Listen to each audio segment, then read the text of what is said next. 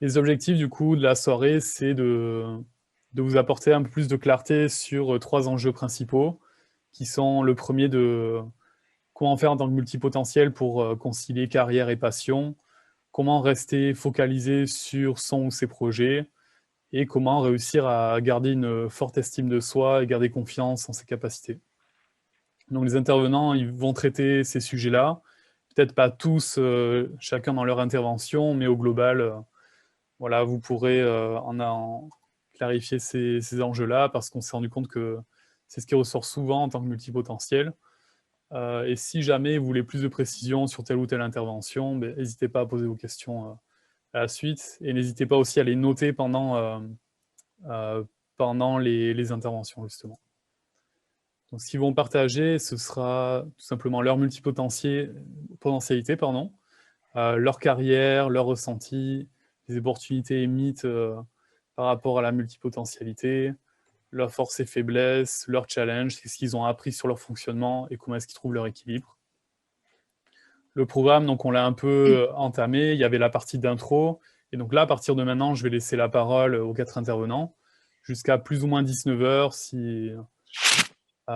pour vous partager ce qu'ils ont à partager, et ensuite, il y aura une phase d'échange et partage de bonnes pratiques. Vous pourrez poser vos questions pendant 50 minutes, on se laissera peut-être 5-10 minutes à la fin pour une conclusion.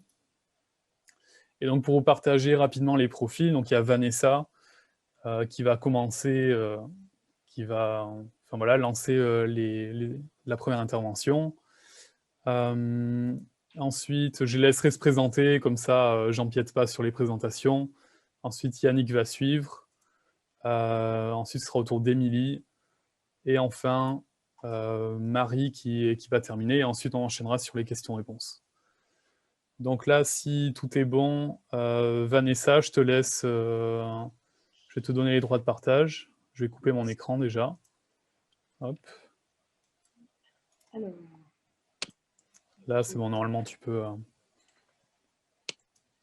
donc, c'est là, là où je suis un peu nulle en présentation, c'est-à-dire avec Zoom. Je dois faire partager l'écran, c'est ça? Ouais, le Ouais. plus simple, c'est partager ton écran complet et ensuite Ouais, tu vas sur ton PowerPoint. ok.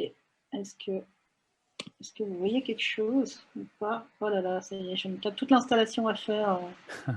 Si tu veux, je peux prendre la main pour toi et tu me dis quand passer les slides. Ah, j'avais mis des animations en plus et tout. Donc, Ah, ouais, ça fait toujours mal. vous allez à du direct. Alors, Si tu veux, prends une petite ah minute. non, ça y est, c'est bon. Ouais. Attends, je crois que c'est bon, en fait. Ouais, ça va aller. Ok, là c'est Vous bon. voyez ou pas là? Là c'est bon, ouais. Ok, super. Ben, je Parfait. commence alors du coup, voilà, je pourrais faire mes petites animations moi-même. Donc je m'appelle Vanessa Crivaya, j'habite en Suisse aujourd'hui, donc je suis à Genève.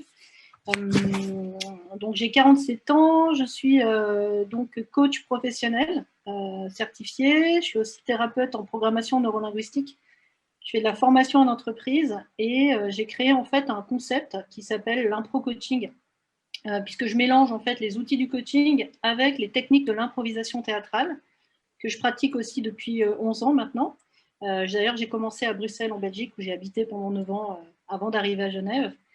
Depuis 3 ans, je suis aussi humoriste, parce que j'ai écrit et joué un spectacle qui s'appelle Travaille, ton univers est pitoyable, et qui raconte en fait mes 20 années d'expérience dans le marketing et la publicité, puisque j'ai aussi travaillé dans la pub et le marketing. Et puis, depuis 1 an, j'ai aussi monté une start-up agence immobilière qui s'occupe en fait de trouver des logements pour les expatriés qui viennent s'installer à Genève pour le travail. Donc, si je devais résumer un petit peu tout ça, il y aurait tout ça. Il y aurait le coaching, la formation, la scène, l'immobilier. Et c'est vrai que quand je me présente, on me dit souvent oh là là, mais tu as eu plusieurs vies ou quoi? Et je réponds ben non, j'en ai qu'une, comme tout le monde. Sauf que voilà, il se trouve que la mienne, elle est juste multipotentielle, ou en tout cas très variée. Donc la multipotentialité, qu'est-ce que c'est en fait? Parce que honnêtement, en ce qui me concerne, j'ai découvert que j'étais multipotentielle il y a pas très longtemps.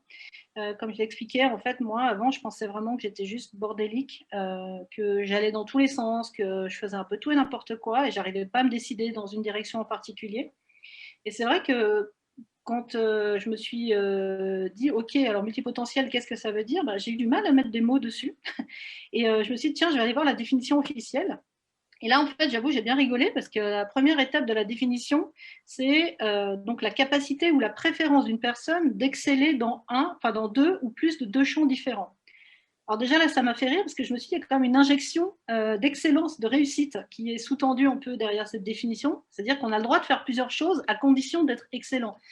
Et ça m'a un peu énervée parce que je me dis, quand un boulanger dit qu'il est boulanger, il dit pas je fais du pain qui est excellent, il fait du pain. Voilà, moi je fais du coaching. Alors j'espère, on vise tous l'excellence.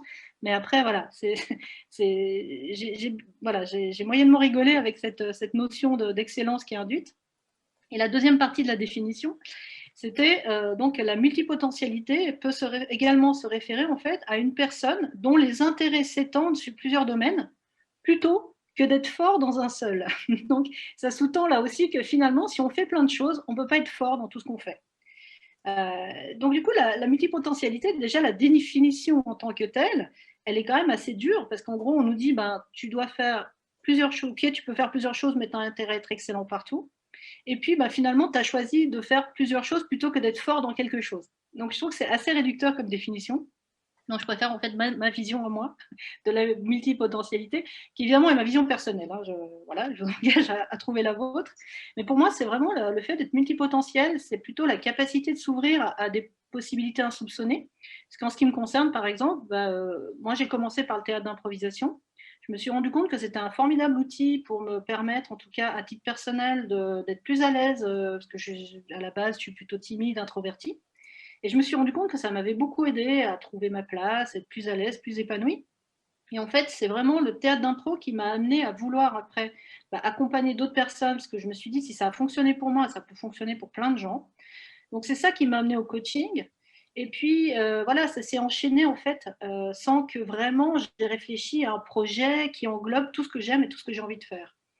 Et la deuxième vision que j'ai, c'est surtout que c'est la possibilité de s'épanouir et de s'enrichir intellectuellement, parce que finalement, quand on décide de renoncer, ça veut dire qu'on fait ce qu'on a envie de faire. Donc, on choisit de faire tout ce qu'on aime. Et puis, c'est génial si dans ma vie, j'ai besoin à la fois de faire un projet immobilier, et puis du coaching, une formation et aussi de la scène. Si moi, ça m'épanouit, si ça m'enrichit intellectuellement, à la limite, je fais de mal à personne, quoi, j'ai envie de dire. Alors, les challenges vraiment de la multipotentialité, alors là encore, c'est ma vision personnelle, je pense que chaque intervenant aura sa vision. Mais le plus dur pour moi, ça a vraiment été ça a été de clarifier les compétences. C'est-à-dire que quand on doit expliquer à quelqu'un ce qu'on fait comme métier, c'est compliqué. Moi, généralement, quand je vois une soirée puis qu'on me demande « Et toi, dans la vie, tu fais quoi ?» J'essaie de le prendre avec humour et généralement, je dis à la personne est-ce que tu as une heure ou deux qu'on en parle parce que ça va prendre un peu de temps. Donc voilà, ça aide pas mal à dédramatiser, mais c'est vrai qu'il faut quand même qu'on arrive à faire comprendre aux autres que finalement, on fait que des choses qu'on aime, mais que c'est pas une dispersion, c'est un choix. Et ça, c'est important d'arriver finalement à être convaincu soi-même que c'est pas évident pour les autres forcément de comprendre. Même pour nous, je le disais, jusqu'à il y a pas longtemps, je pensais que j'étais juste bordélique. Puis finalement, maintenant, je suis plus au clair avec moi-même, donc j'arrive peut-être mieux à l'expliquer aux autres. Donc ça, c'est important pour clarifier finalement ses compétences auprès des autres, ne pas perdre de vue qu'ils n'ont pas fait le même chemin que nous, quoi. Deuxième challenge, c'est quand on est obligé de rentrer dans les codes de la société. Donc par exemple, quand je sais pas, on me demande de faire un CV, là c'est compliqué. Quand on fait un site web aussi, du coup c'est un peu compliqué parce que soit on met tout, mais alors vraiment les gens ils arrivent, ils sont perdus. Donc moi la technique que j'ai trouvée en fait, c'est alors déjà j'ai pas un CV forcément classique, j'ai un CV en mind mapping. Quand j'ai envie de présenter l'ensemble des activités, je raisonne plus en mind mapping. Et puis, si vraiment, par exemple, je dois aller démarcher une entreprise qui reçoit des salariés, qui les installe sur Genève pour de l'immobilier, là, je vais accentuer, je vais faire un CV uniquement sur la partie immobilier, ou en tout cas, je vais mettre ça en avant. Quand je me présente pour des missions de coaching, je mets en avant la partie coaching. Donc, finalement, du coup, ça m'oblige à avoir plusieurs CV. Mais c'est important de tout mettre parce que pour moi, en tout cas, c'est aussi montrer qu'on n'a pas rien fait. Parce que si je dois aller faire un démarcher pour de l'immobilier, ça fait qu'1 an que j'ai monté ma start-up, c'est sûr que si on me demande ce que j'ai fait avant, il faut quand même expliquer aux gens qu'on a eu peut-être plusieurs vies. En tout cas, c'est des choses qu'ils entendent. Mais surtout, ce qu'ils entendent maintenant, c'est un mot qui est assez commun, c'est le terme slasher. Donc ça, il ne faut pas hésiter à l'utiliser. Ça parle pas mal et ça, je pense, ça aide. En tout cas, ça se fait l'avocat de la multipotentialité. Troisième challenge, c'est de croire en son projet. Et ça, franchement, c'est peut-être le plus difficile à relever. Parce que quand on doute soi-même en se disant est-ce que c'est vraiment cohérent de faire du coaching, de la formation, de la scène et de l'immobilier et qu'à côté on a des gens qui nous font douter soi-même, ça devient compliqué. Maintenant, c'est sûr que si moi je ne suis pas convaincue que tout ce que je fais, c'est ce qui fait que je suis moi aujourd'hui, ça va être difficile pour les autres d'y croire. Donc c'est important de bien faire attention, de ne pas garder en fait, de ne pas perdre de vue pourquoi on fait tout ça. Qu'est-ce qui me nourrit? Qu'est-ce qui me plaît dans ce projet? Pourquoi je le fais? Il ne faut pas hésiter non plus à en abandonner peut-être en cours de route, parce qu'effectivement, moi, je suis toujours sur 10 projets à la fois. Et puis, il y en a qui aboutissent, et puis il y en a qui aboutiront jamais, mais c'est pas grave, ils sont dans un coin de ma tête. C'est peut-être pas le moment, c'est pas le bon timing. Voilà. Et le quatrième challenge, c'est vraiment aussi un challenge important, c'est le fait de pouvoir rentabiliser son projet. Parce que c'est peut-être aussi la partie la plus difficile par rapport au regard extérieur, parce que quand on a, on va dire, un CV parfait, je n'ai rien contre des informaticiens, mais si je prends le métier d'informaticien, puis qu'il a un super CV ou elle a un super CV, elle va chercher du travail, puis elle n'en trouve pas, ou elle ne trouve pas de mission ou pas de client, on va dire c'est la faute du marché, ou alors il faut qu'elle fasse une formation, ou ce genre de choses. Par contre, quand on explique qu'on est multipotentiel, qu'on a plein de métiers différents, et puis qu'on n'arrive pas à trouver des clients, là, ce n'est pas la faute du marché, c'est juste qu'on n'est pas focus sur ce qu'on fait, qu'on ferait mieux de se concentrer sur une activité, qu'on se disperse, et ceci et cela. Donc ça, j'ai envie de dire, c'est plus des challenges extérieurs qui ne doivent pas vous déstabiliser en tout cas. Alors, comment justement rester concentré et focus sur un projet? La première chose, c'est surtout, déjà, c'est savoir comment je fonctionne et l'accepter. C'est important de savoir qu'on est peut-être différent et que c'est pas grave. L'important, c'est l'accepter. Moi, quand je travaillais en agence de pub, je sais qu'on appréciait particulièrement le fait que je sois capable de traiter plusieurs dossiers en même temps. Que c'était pour moi facile en fait quand j'ai la chance de pouvoir penser à plusieurs trucs en même temps. Donc quand je travaille sur un dossier, en toile de fond, et puis parfois la solution que je suis en train de faire encore ça, c'était une cube et tout le monde quelque part le fait. Ça bug, je sais pas si c'est juste chez Vanessa. Ah. Ouais, je pense que c'était chez toi, Vanessa.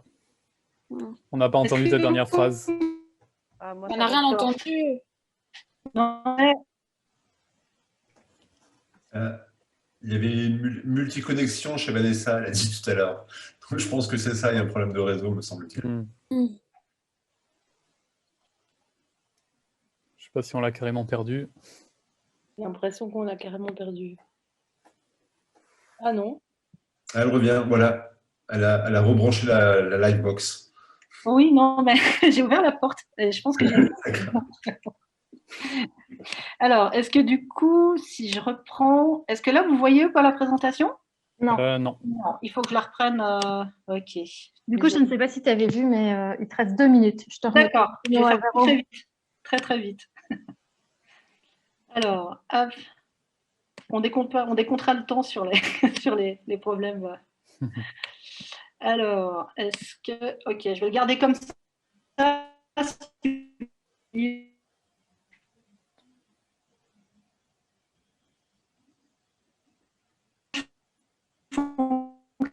Et puis l'accepter. Alors, à mon avis, c'est peut-être ton partage de connexion, Vanessa. Si tu veux, je vais partager plutôt avec mon écran. On peut faire comme ça. À mon avis, tu auras une meilleure connexion. Arrête de partager. Ouais, c'est ça. Ok. Alors, attends, je le retrouve en 2 secondes. Voilà. C'est les mots. Donc, t'en étais plus ou moins ici, c'est ça? Est-ce que tu m'entends?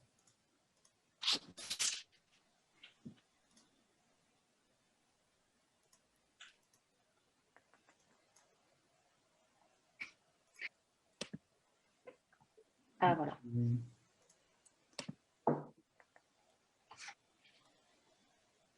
Ouais, comment rester focus sur un projet, effectivement. Ouais.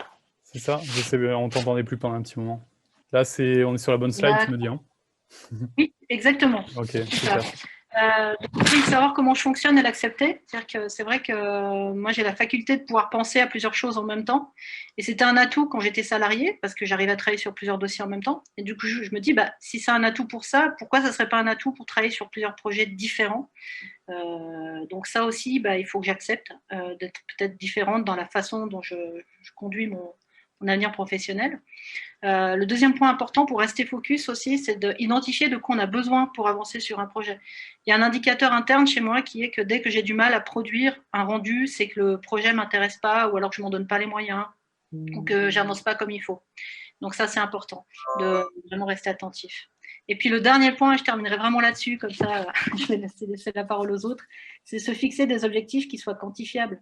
C'est-à-dire que oui, il faut faire attention parce que quand on travaille à 0,5%, enfin 50% de son temps et 50%, si on fait 0,5 fois 0,5, ça fait 0,25. Donc il faut faire attention à ne pas se perdre parfois dans les différents projets. Et puis de se fixer peut-être de dire je vais travailler un jour là-dessus pour voir comment ça avance. Et puis si j'ai rien rendu à telle date, alors je laisse tomber. Ou alors j'atteins un temps de client pour être sûr que c'est rentable et après, si j'y arrive pas, alors je laisse tomber. Donc voilà, d'avoir vraiment un peu un garde-fou sur le plan quantifiable. Voilà.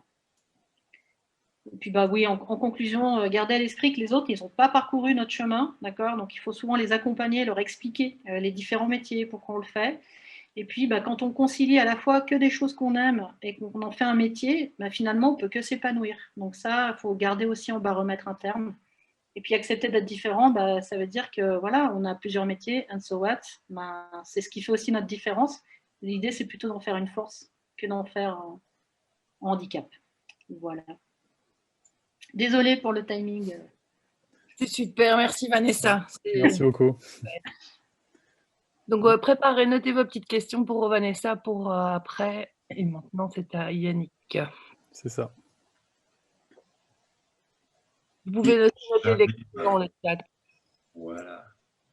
Merci Vanessa, c'était super. Eh ben, je trouve, alors c'est d'autant plus super parce que je trouve que je vais fonctionner différemment. J'ai rien préparé, vous comprenez, j'avais tellement de choses à faire aujourd'hui, à gauche, à droite, devant, derrière, pas eu le temps. Et donc Vanessa qui s'est focalisée elle sur son projet de présentation ce soir, elle a tout bien préparé, voilà.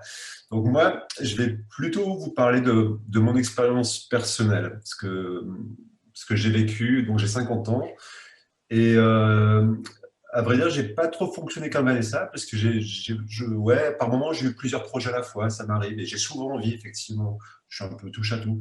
Mais globalement, j'ai à peu près, on va dire, j'ai commencé, vous allez voir pourquoi, mais j'ai commencé à bosser à 15 ans et donc ça fait déjà pas mal de temps. Mais j'ai enchaîné les différentes expériences. Et j'ai un driver, et ça se confirme avec l'âge, qui est la passion. Mais le problème, c'est que ma passion, elle change assez fréquemment. Donc, je ne suis pas nécessairement capable de faire 36 choses à la fois, mais alors quand je suis passionné, bah, c'est parti. Et là, je deviens une machine.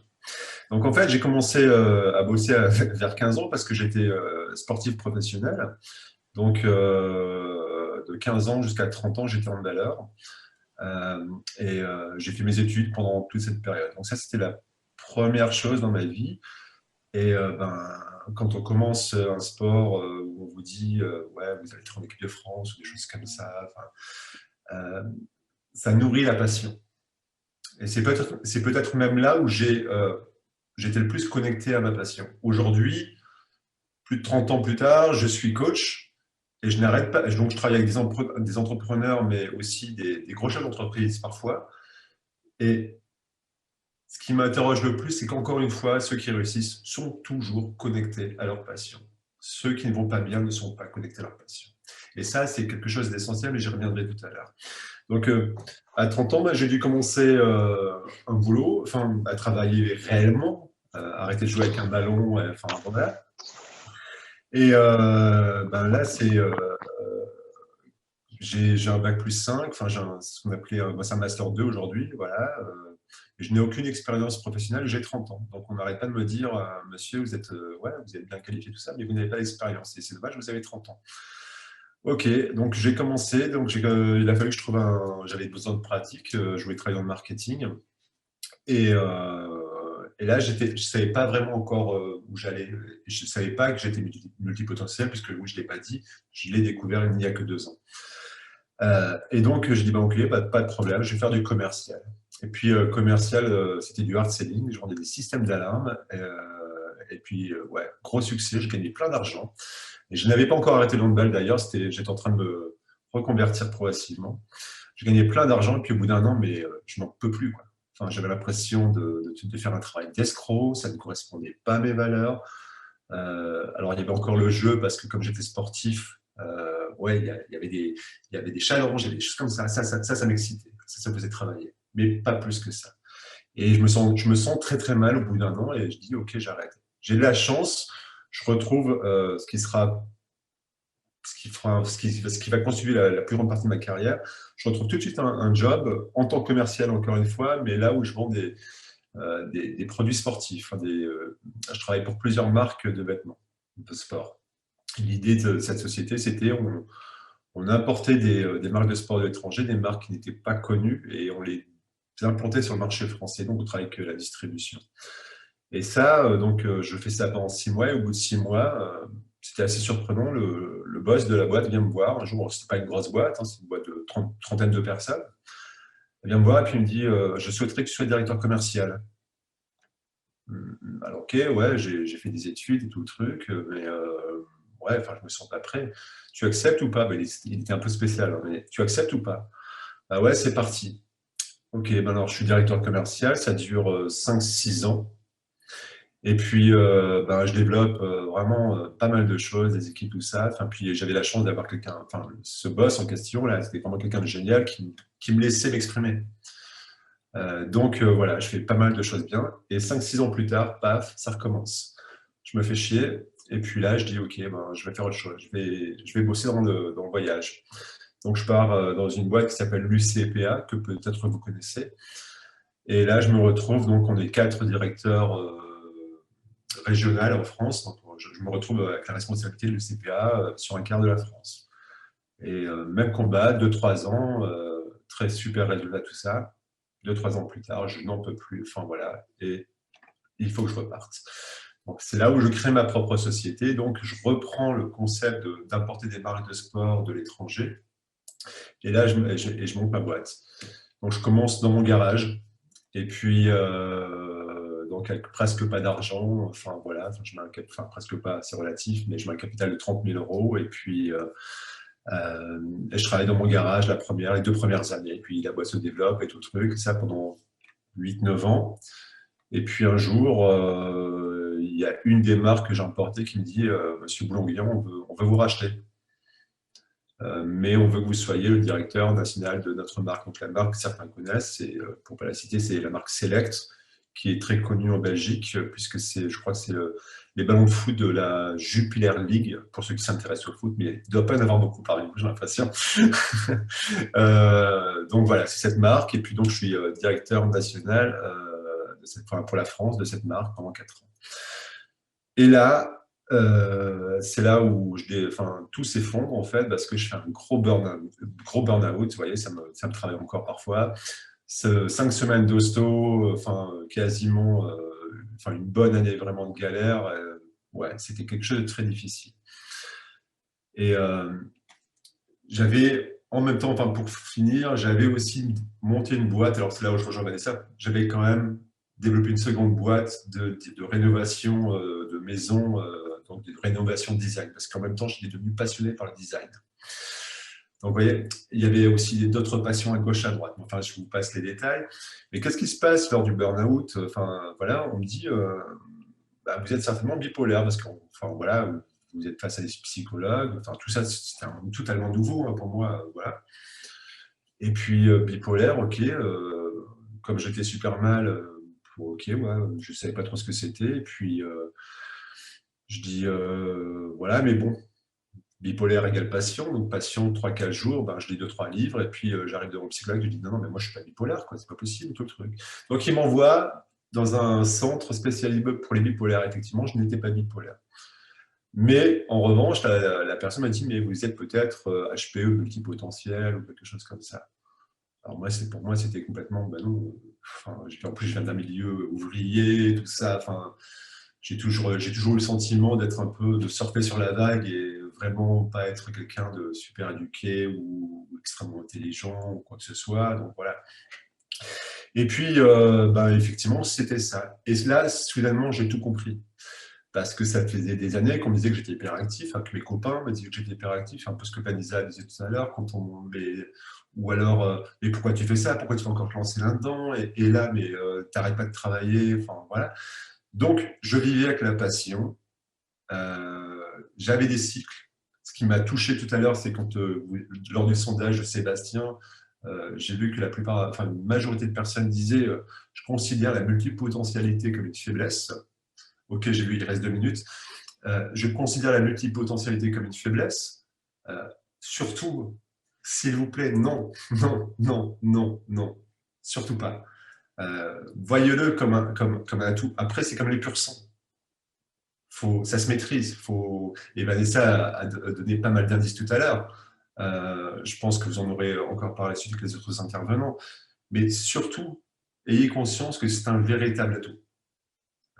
Alors, quelques petits points comme ça. Repérez vos drivers, c'est-à-dire qu'est-ce qui vous conduit. Repérez vos faiblesses. Vanessa, tout à l'heure, parlait de son impression d'être un peu, je ne me souviens plus du terme exact, excuse-moi Vanessa, mais brouillonne ou désorganisée. Enfin voilà. Moi, j'ai l'impression de jamais rien finir, de faire 3 trucs, 4-5 trucs, mais jamais rien finir. Alors, ça devient c'est plus un problème pour moi tant que je n'engage personne avec moi. Avant, j'engageais des gens avec moi. Ça, c'était problématique parce que j'avais l'impression de leur faire perdre leur temps. Maintenant, je suis beaucoup plus prudent dans ce que j'enclenche. Aujourd'hui, je fais du coaching, j'ai 3-4 projets différents. Dans le coaching, pour autant, ça reste bien focus, mais j'évite d'emmener les gens avec moi si je me sens pas prêt. Donc, il faut vraiment apprendre à se sentir passionné, bien sûr, mais maîtriser ce que l'on fait. Ne soyez pas, c'est un ordre que je vous donne, mais ne soyez pas pris par vos émotions. Parce qu'effectivement, on est souvent, moi, c'est mon cas, perfectionniste. Perfectionniste, ça veut dire perfectionniste, passionné, ça veut dire colère, tristesse. Attention, faut le savoir. Donc, il y a tout, et je regarde si j'oublie rien, donc prudence. Et essayez de rester focalisé quand même sur un projet, même si vous avez des choses à côté, restez focalisé sur un projet. Et donnez-vous des indicateurs. Vanessa en parlait tout à l'heure, ça peut être des indicateurs financiers, mais j'aime bien utiliser aussi le terme d'indicateur de passion. Dès que ma passion commence à diminuer, c'est un signe. Donc là, peut-être qu'il est temps de passer à autre chose avant de souffrir. Voilà. Donc, je ne sais pas, on va rediscuter tout à l'heure à travers des questions-réponses, j'imagine. Comme ça, je ne mords pas sur le temps imparti à chacun. Voilà, j'espère que ça vous a plu. Et puis, à tout à l'heure. Ouais, merci beaucoup, Yannick. Je pense que tout le monde aura plein de questions. Effectivement, c'était court. Tu vois, voilà, finalement, 10 minutes, on se dit que c'est long, mais pas tant que ça. Mais parfait, je te remercie. Du coup, Émilie, je te laisse la place. Yes. Hop. Bon, encore faut y aller. Donc merci Yannick, merci Vanessa pour les interventions, c'était très intéressant. Je vais commencer donc, par me présenter. Je m'appelle Émilie, je suis architecte d'intérieur, j'ai 28 ans et moi je me suis lancée, j'ai quitté la boîte dans laquelle je travaillais pour entreprendre à 24 ans. Architecte d'intérieur, hein, c'est ce que tu disais Yannick, c'est un métier de passion. Moi je veux faire ça depuis que j'ai 5-6 ans. Donc là où c'est un peu fou, c'est que ça me surprend moi-même de toujours pas m'être lassée de ce métier depuis le temps. Parce que ça, c'est vraiment, pour le coup, on parle de multipotentiel. Moi, j'ai découvert ça aussi à 23-24 ans. Donc, c'était un peu les années de chambardement. j'ai toujours été très malheureuse dans tous les jobs que j'ai occupés jusqu'à mes 24 ans. Très malheureuse, pourquoi? Parce que je me sentais bridée dans ce que je faisais. Bridée dans ma fonction, surtout parce que quand on est dans une entreprise, on occupe une fonction. Et moi, je voulais tout faire, commercial, dessinateur, chargé d'affaires, maître d'œuvre, de la compta, alors que ce n'était pas du tout mon job. Et c'est un peu comme ça que je définis la multipotentialité. C'est le fait de s'intéresser à un milliard de choses en même temps. Et donc, ça rejoint un peu ce que disaient Vanessa et Yannick. C'est vrai que je prends l'exemple de la musique. Moi, j'ai toujours voulu faire de la musique. À 15 ans, j'ai fait de la guitare. À 17, je me suis acheté un piano. À 19, je me suis acheté un violon. À 22, j'ai voulu faire de la flûte. Et en fin de compte, là où ça devient une difficulté, c'est le fait de se lasser. Parce qu'en fait, chaque instrument, voilà, j'en ai joué 2 ans. J'étais plutôt bonne, mais pas non plus très très bonne au point de pouvoir jouer en groupe ou au point de pouvoir me produire. Dans mon boulot, c'est un peu pareil. Quand je me suis lancée à mon compte, j'ai commencé à me renseigner autour de moi. Qu'est-ce que c'est que monter une entreprise? Qu'est-ce qu'il faut faire? Par où est-ce qu'il faut commencer? Donc j'avais 24 ans, j'étais jeune, j'ai pas du tout d'entrepreneur dans ma famille. Je suis pour ainsi dire la seule qui a eu le bac. Donc, première difficulté en plus de... Donc, la première difficulté, c'était par où commencer. La deuxième, c'était que je n'avais aucun soutien et personne vers qui me tourner. Donc, la deuxième difficulté, ça a été aussi une des plus difficiles, c'est d'entreprendre quand tout le monde vous dit « Oh là là, fais surtout pas ça ». Fais surtout pas ça, parce qu'en fait, ils projetaient leur propre peur sur moi. Donc là-dessus... faites-vous confiance. Si vous croyez en ce que vous faites, allez-y. Ne vous laissez pas forcément avoir par vos proches, sans pour autant les laisser de côté. C'est aussi bien d'écouter les conseils et les peurs d'autrui. Ça ne peut que vous renforcer sur les choses à faire pour les vaincre. Ensuite, donc, je reviens à la première. Je me lance à mon compte et en fin de compte, je me suis renseignée à ce moment-là sur plein de choses. Monter une entreprise, il faut aussi connaître un peu en comptage. Prends quel statut, SARL, SAS, etc. Ensuite, comment me faire connaître, les réseaux sociaux, la communication. À ce moment-là, en plus, je me mettais en couple avec un web designer, donc quelqu'un qui fait des sites internet, et je me suis pris de passion pour son métier. Alors moi, je venais de quitter une entreprise pour me lancer en tant qu'architecte d'intérieur, et finalement, je me disais que le web design, c'était pas si mal. J'ai commencé à me renseigner sur ce métier-là, la création de sites internet, les réseaux sociaux, ensuite indirectement le marketing aussi bien sur internet que dans la vraie vie. Et j'acquérais plein de compétences, mais j'avais toujours pas monté ma société et je ne gagnais toujours pas d'argent. Donc là, c'est à ce moment-là que je me suis dit, Émilie, c'est bien, tu t'intéresses à plein de choses, tu as plein de compétences, ça te servira. Donc là-dessus, c'est sûr que quand on est curieux, qu'on fait plein de choses, ça finit toujours par nous servir, mais à un moment, ça ne nous aide pas à gagner de l'argent. Donc je rejoins ce que tu disais, Vanessa, un de tes derniers points sur il faut gagner sa vie. Moi, j'ai quitté mon job, j'avais 2 ans de chômage devant moi, donc je suis en France, donc on a le chômage, je ne sais pas si ça marche pareil dans les autres pays. J'avais 2 ans avec 1 000 € par mois pour me dire j'ai 2 ans pour monter ma société et en vivre. Donc j'avais 24 ans quand j'ai quitté la société, c'était en juillet. J'ai fait mon premier contrat 1 an après, en mai. J'ai gagné 100 €. Là, c'était la fête.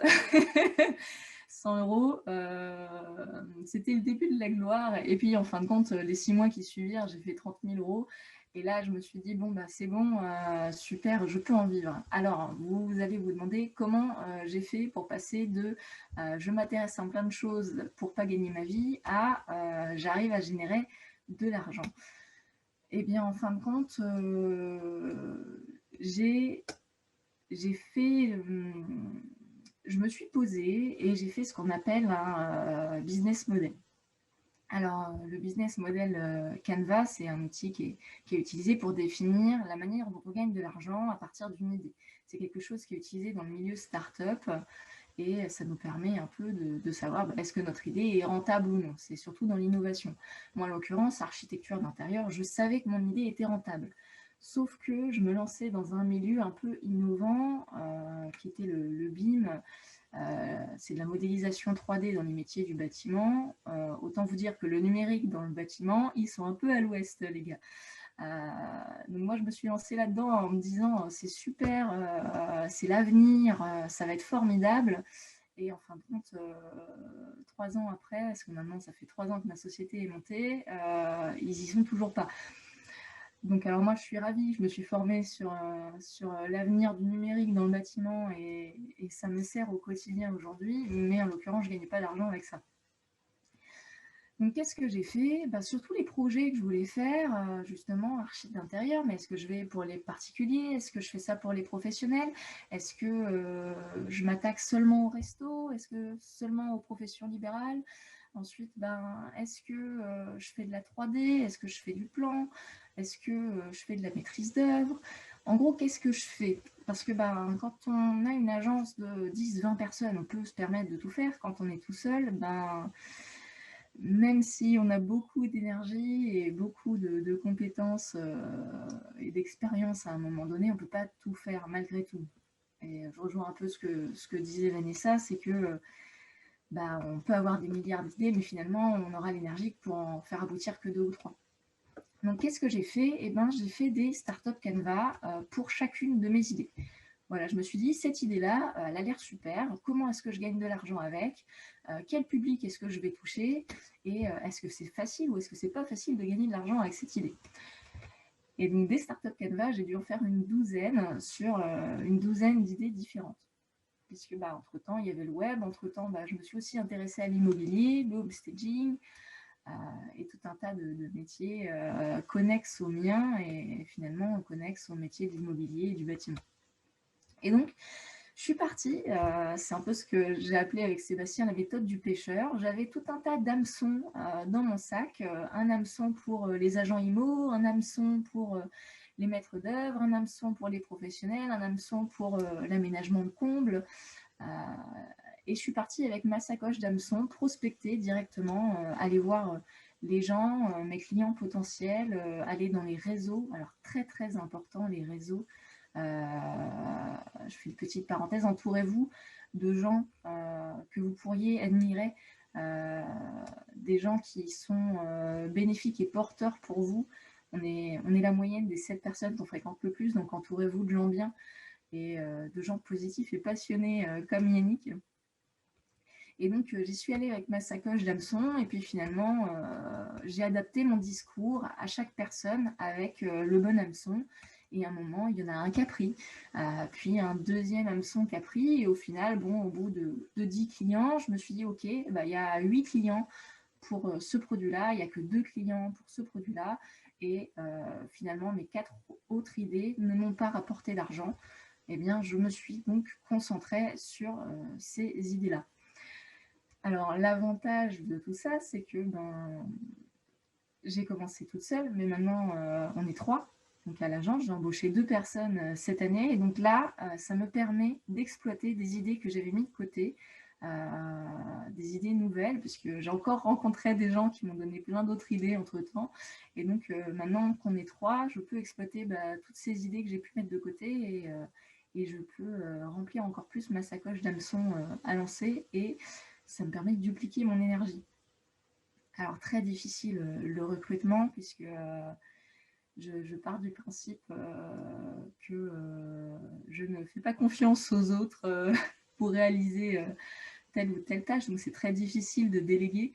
Par contre, là-dessus, c'est là où c'est très important aussi de faire un travail sur soi et de faire confiance, de former les autres. C'est pour ça aussi que je suis là aujourd'hui, pour essayer de nous encourager à aller de l'avant.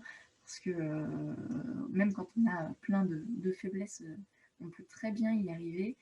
Et en parlant d'une autre faiblesse que j'avais, donc c'était le fait d'être désorganisée. Et en fin de compte, comme vous avez vu, je me suis plutôt surorganisée. et ça m'a plutôt bien réussi. Et je regarde un petit peu ce que j'avais noté pour 30 secondes qui me restent. Oui, comme disait Yannick, il ne faut pas forcément accepter que ce soit parfait.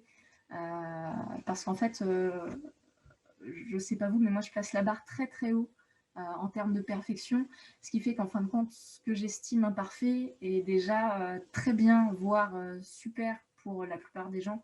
Et donc, il faut apprendre à accepter de ne pas faire de la perfection, de ne pas faire de la surqualité et d'accepter de ne faire que de la qualité. Et quand vous aurez appris à vous accepter comme ça, et ben, ça ira très bien. Et je vais peut-être pouvoir m'arrêter là et laisser la place à la suite. Parfait, je te remercie, Émilie. Merci. Super inspirant et très intéressant. Je vous en prie. Super, tous les trois là. On a presque fini. Après, il y aura l'échange et les questions-réponses. Ouais, grosse pression sur toi, du coup, Marie. Je te laisse la place. Alors, attends. Est-ce que tu veux que je diffuse pour toi, du coup, ta slide? Ouais, je fais bien. Ok, ouais, je vais faire ça. Alors. Hop. Ça, c'était autre chose. Oups. Impeccable, merci beaucoup. Je te laisse la parole. Donc, bonsoir à tous, ravie d'être avec vous ce soir. J'ai la lourde tâche de conclure. Alors, je ne vais pas redire tout ce qui a déjà été dit, mais plutôt apporter quelques petits points en plus pour, on va dire, donner des nouveaux tips. Rapidement, qui suis-je? Donc, par contre, moi, j'ai 31 ans. Je suis maman d'un petit garçon de 2 ans. J'ai commencé ma carrière professionnelle dans le retail, dans la grande distribution alimentaire, où je suis restée pendant 8 ans. Pendant 8 années, pendant lesquelles j'ai changé de poste à peu près tous les 1 an et demi et j'avais systématiquement au moins 2 fonctions en même temps. J'avais identifié ça comme quelque chose de problématique qui pouvait un peu déranger et j'avais toujours un peu cette curiosité de dire voilà, je vais être un peu poil à gratter, chercher de nouveaux projets, etc. Toujours dans l'esprit d'apprendre et de faire avancer l'entreprise. Et puis au bout d'un moment, ça m'a fatiguée. J'ai eu une période d'introspection qui a duré plus d'1 an. J'ai l'habitude de dire, je ne sais pas si c'est la grossesse, les hormones, tout ça, en tout cas, tout a convergé. Et puis, quand je suis revenue de mon congé maternité, pour moi, c'était clair, il fallait que j'actionne une introspection et que j'apprenne à me connaître davantage. Donc, j'ai fait cette transition, enfin, ça m'a pris plus d'1 an pour réapprendre à me découvrir. Je savais que j'étais multipotentielle, je savais que j'étais haut potentiel, enfin, peu importe les termes, depuis l'adolescence. Par contre, j'en avais jamais rien fait et je me suis rendu compte qu'en fait, c'est quelque chose que j'acceptais pas. J'acceptais pas cette différence, j'acceptais pas de paraître toujours en avance par rapport à un sujet, avoir une intelligence un peu différente. Je le cachais énormément. Et puis, j'ai décidé de l'assumer et de me recentrer sur ce qui m'animait au quotidien, à savoir l'accompagnement plus particulièrement des jeunes à atteindre leurs objectifs. Et j'ai négocié une rupture conventionnelle et je suis partie pour un double projet entrepreneurial. Donc je me suis heurtée à des peurs, à des appréhensions de l'entourage. J'avais un salaire plutôt très confortable. Je portais à moi tout seul à peu près 70% des revenus du foyer avec un petit bébé d'1 an. Donc une grosse responsabilité. Et moi, je me dis, je pars pour 2 projets qui en plus n'ont rien à voir. Mais allons-y. Bon, je caricature un petit peu, mais c'est quand même la démarche par laquelle je suis passée. Et donc, je me suis inscrite sur 2 formations différentes. À l'heure actuelle, je suis gestionnaire de patrimoine, donc à mon compte, rattachée à un cabinet, et coach professionnel sur l'accompagnement de jeunes actifs à haut potentiel. Donc, pour moi, le lien est très simple, hein, c'est l'accompagnement des jeunes. Par contre, d'un point de vue marketing, la façon de se vendre, etc., c'est vrai que ça peut être une difficulté. Et moi, j'ai choisi de vraiment scinder mes activités. Déjà, d'un point de vue éthique, je ne peux pas accompagner le patrimoine de quelqu'un et la dimension cognitive, ça paraît compliqué. Donc, j'ai vraiment scindé les deux.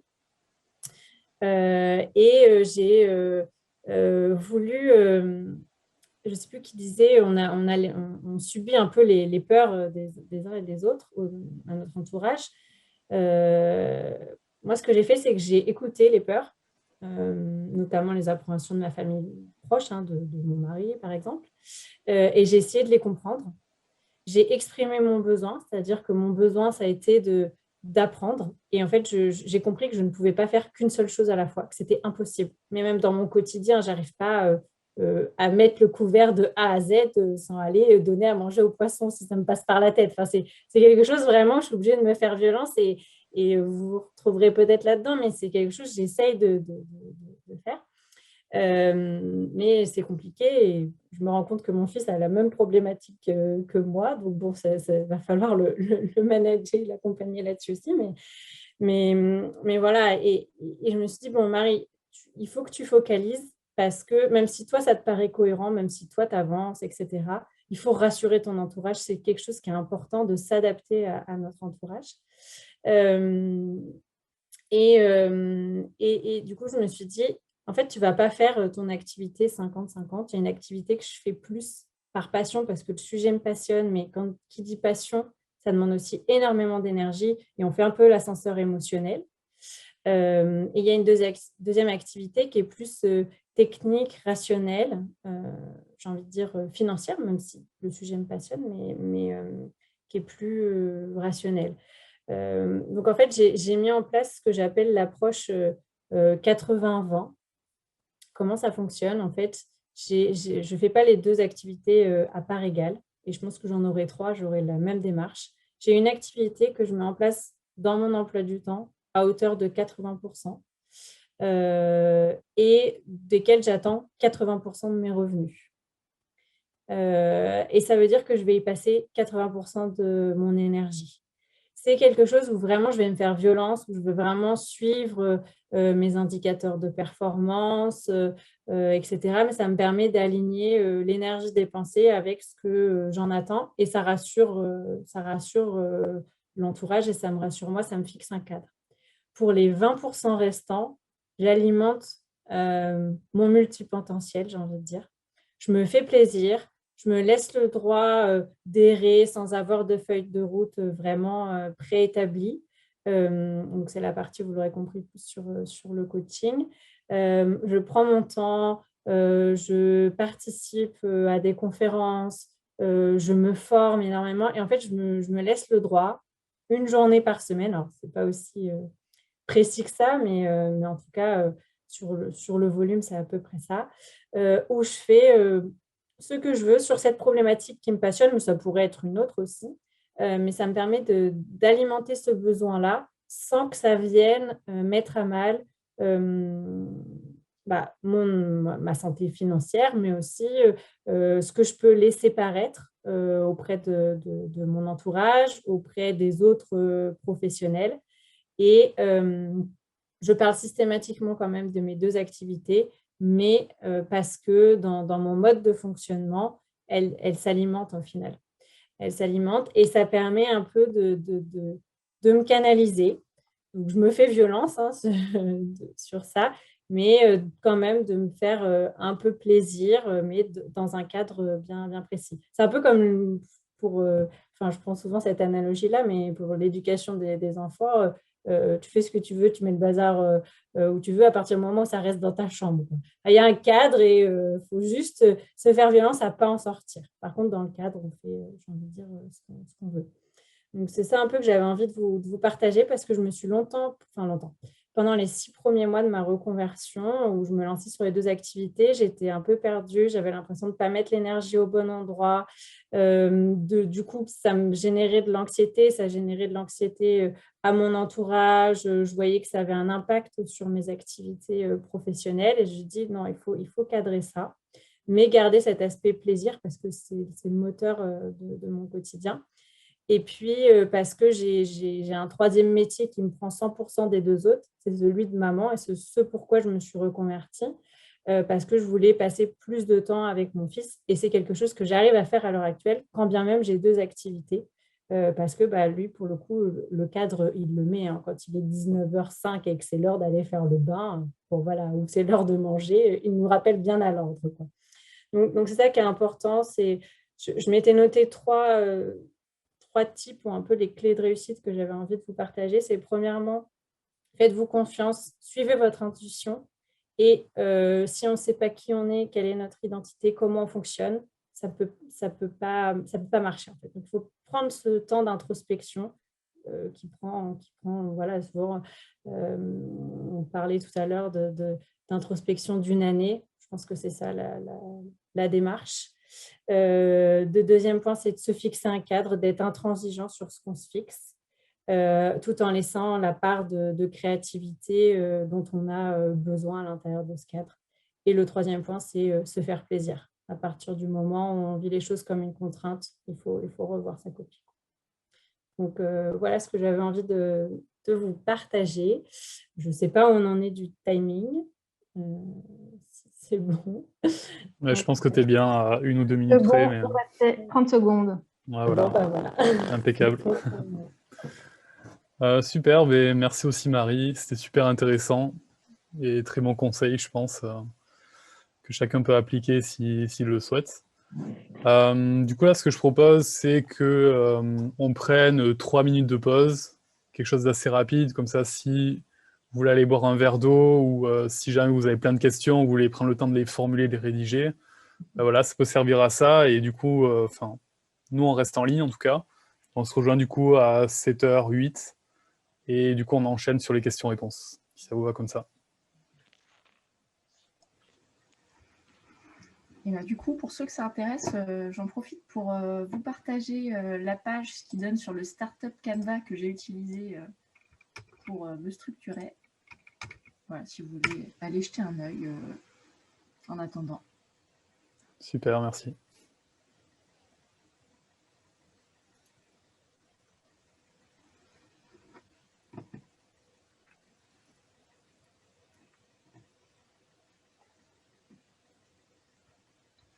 Marie, j'ai adoré la manière dont tu partages ton temps et la force avec laquelle tu le fais. C'est un peu se faire violence aussi. Hein, je sais que quand je sors de ça, mais c'est aussi, j'ai la même démarche pour équilibrer vie perso, le temps que je prends pour moi, le temps que je veux prendre à deux avec mon mari, le temps qu'on va prendre en famille, dans ma vie sociale. J'ai un peu cette même démarche. Et je sais que quand ça se déséquilibre, au bout d'un moment, je le ressens en fait. Je ressens les tensions. Quelqu'un qui est très empathique, donc je vais le ressentir tout de suite. Par exemple, je fais du yoga tous les jours, 10-15 minutes. Si je ne le fais pas un jour, c'est pas grave. 2 jours, c'est pas grave. Au bout de 3 jours, je le ressens. On va péter tout le monde. Enfin, voilà, je le sens. Donc, c'est pour ça qu'il faut bien apprendre à se connaître, pour connaître ses limites et voilà, pas rester non plus focus dessus, mais savoir écouter les signes d'alerte. Marie, je ne sais pas si tu as changé un truc, mais il y a ton son qui grésille un peu. Ah, non, je n'ai rien changé. Mais voilà, je ne sais pas si c'est que de mon côté que je l'entends, mais... Moi aussi, oui. Ouais, ok. Bon, je sais pas. J'ai rien changé. Ouais, c'est bizarre, ça faisait pas du tout ça avant, mais... Ou peut-être ton téléphone à côté, je sais pas. Mais... Non, même pas, c'est pas... Attends, si Ce qui est super intéressant, en tout cas, c'est qu'on peut constater que nous sommes tous différents malgré tout. Et que, multipotentiel, ou quelle que soit la définition, on a tendance à mettre les gens dans une même case, ce qui n'est pas du tout le cas, quoi. Ouais, c'est sûr. Puis je trouve super intéressant que chacun a trouvé un peu ses clés ou ses solutions pour trouver son équilibre et voilà, rester aligné avec son fonctionnement. Du coup, voilà, en tout cas, merci encore une fois à tous d'être venus participer, partager voilà, votre expérience. Et du coup, maintenant, si vous avez des questions, n'hésitez pas à prendre la parole. Donc au final, on est en relativement petit comité, donc allez-y, vraiment, vous n'hésitez pas à ouvrir le micro, à prendre la parole.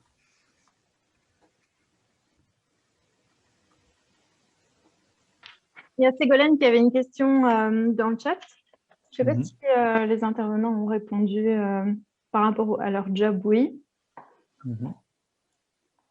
Peut-être pour toi, Marie, tu disais que ça faisait un moment que tu avais l'intuition ou que tu savais que tu étais multipotentiel, même si tu le réprimais.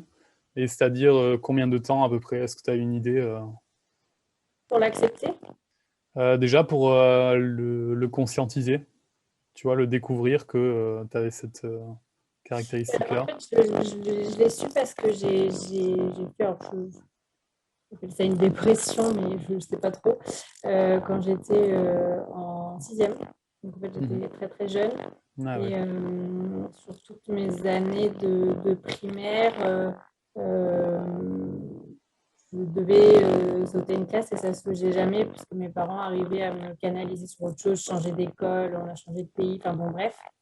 Et au final, je me sentais tellement en décalage parce que j'avais en 6e, je faisais à peu près 20 heures de sport à haut niveau, plus j'étais conseiller municipal, etc. Donc je faisais énormément de choses. Et en fait, ça allait toujours pas. Et il n'y a que quand donc j'ai arrêté d'aller à l'école parce que j'étais tellement mal pendant, je sais pas, 3 ans. Et après, j'ai pas fait de 5e, je suis passée directement en 4e. J'ai toujours gardé les mêmes activités à côté, mais quelque part, ça m'a libérée de l'identifier. Mais comment je peux dire, on me l'a dit. Il y a eu une action qui a été faite, mais par contre, je n'avais pas identifié que c'était un besoin.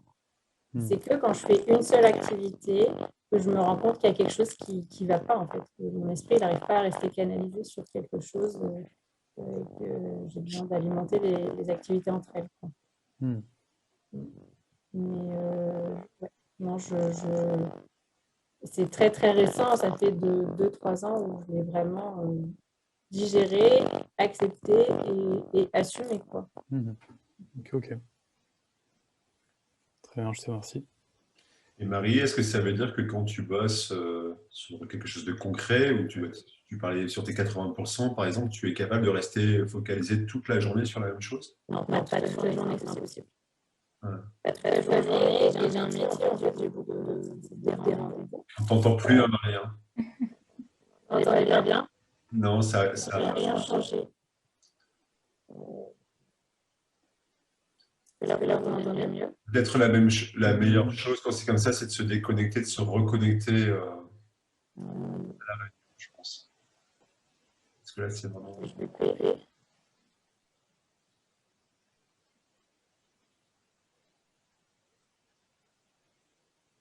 Est-ce que c'est mieux là?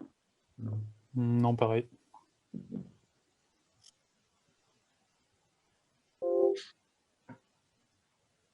Mais peut-être que si tu quittes la réunion et que tu reviens, ça va...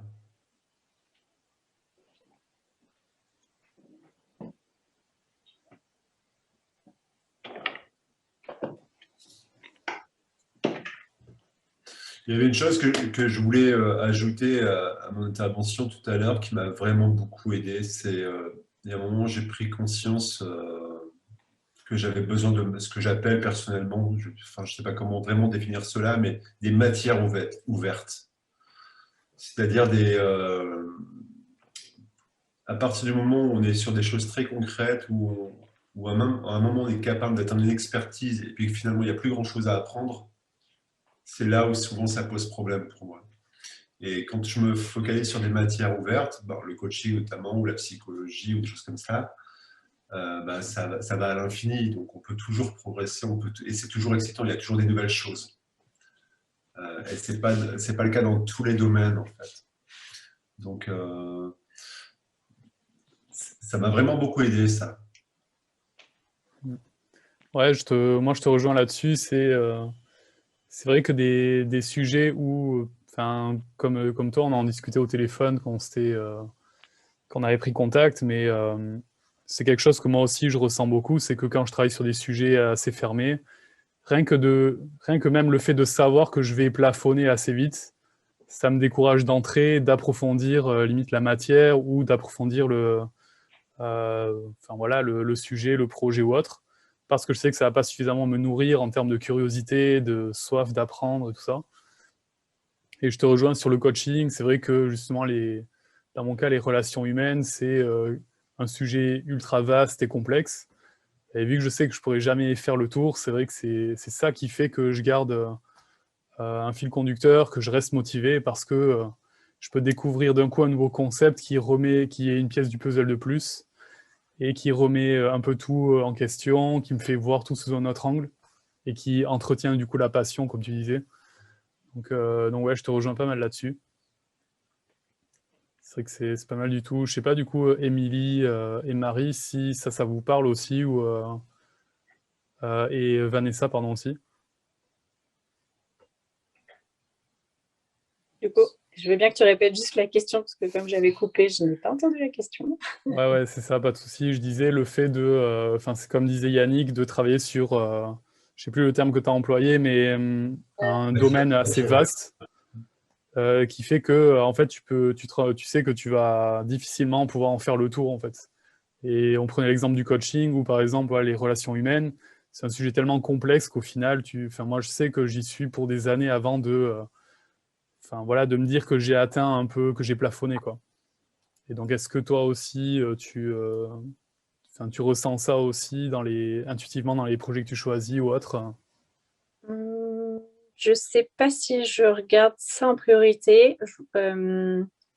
C'est vrai que c'est quelque chose qui est vaste et du coup, on peut avoir l'impression de jamais s'en lasser. Et c'est vrai que les relations humaines, ça a été toujours un fil conducteur à mes décisions. Après, par exemple, quand j'ai choisi la gestion de patrimoine, c'était plus parce que j'y connaissais rien du tout à la finance, quoi. Et que j'avais envie de m'y intéresser et que du coup, il y avait un côté un peu de challenge aussi. Après, je ne sais pas si je ferais ça toute ma vie. Je sais pas.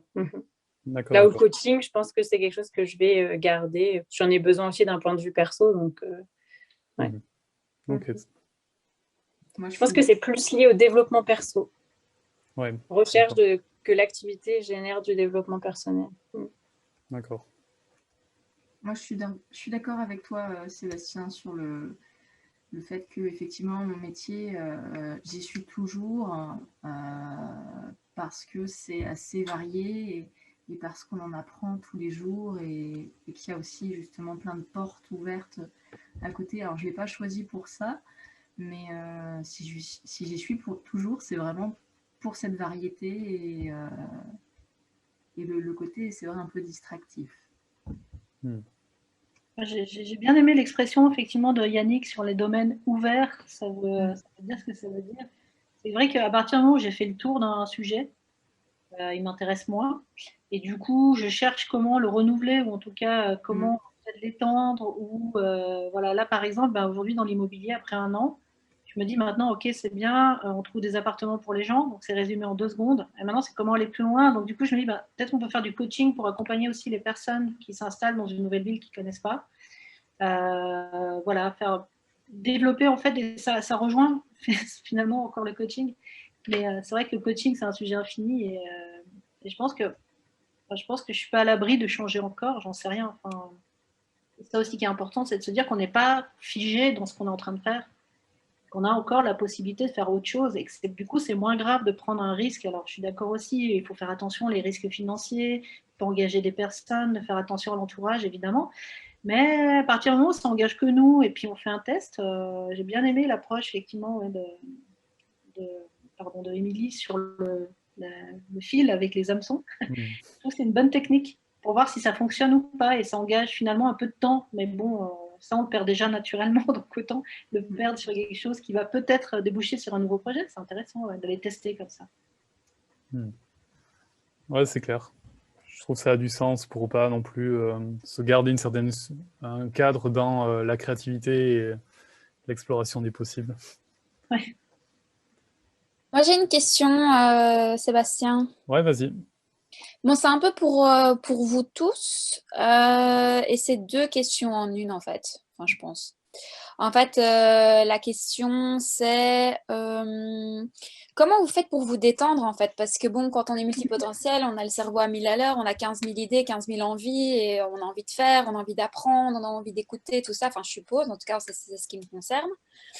Et du coup, bah oui, bah, clairement, pour des gens comme nous, je pense que le risque, c'est de faire des burn-out justement, parce qu'on est tellement passionné, on a tellement soif d'apprendre, de faire, etc. Et donc, du coup, oui, autour de moi, c'est toujours oui, il faut que tu t'arrêtes, faut que tu t'arrêtes, faut que tu te reposes, gna gna gna. Mais je me repose, c'est juste que je regarde une série sur la déco, en même temps, j'apprends, quoi. Donc, mais pour eux, ils sont là, non, mais il faut vraiment s'arrêter. Et je dis, mais ça veut dire quoi, s'arrêter? Ça veut dire rien faire. Je dis, mais c'est pas vrai, c'est quand même pas rien faire en regardant un mur, quoi. Donc, oui, mais c'est lire un livre. Je dis, bah oui, bah alors je vais lire un livre sur le slow lifestyle ou le truc. Enfin, je sais pas. Enfin, je sais pas si vous voyez un peu la question, parce que, voilà, moi, on m'a diagnostiqué en dépression. Est-ce que c'est ça? Est-ce que je suis bipolaire? Non, j'en sais rien, mais donc il y a aussi cette question de. Enfin, après, il y a aussi même les thérapeutes qui me disent oui, il faut s'arrêter, il faut faire de la pause. Donc, enfin, pas de la pause, mais faire des pauses. Donc, il y a un peu des injonctions, mais bon, alors peut-être est-ce que le burn-out, il faut le faire parce que peut-être, ben, je sais pas, c'est sur notre lignée, ça fait partie de notre vie, j'en sais rien. Mais donc voilà, donc les questions, c'est comment vous faites vraiment pour vous détendre et vous ressourcer. Et la deuxième question, sous-question, c'est... Ouais. Non, on va rester sur celle-là déjà, sauf si vous avez d'autres choses à dire. Mais voilà.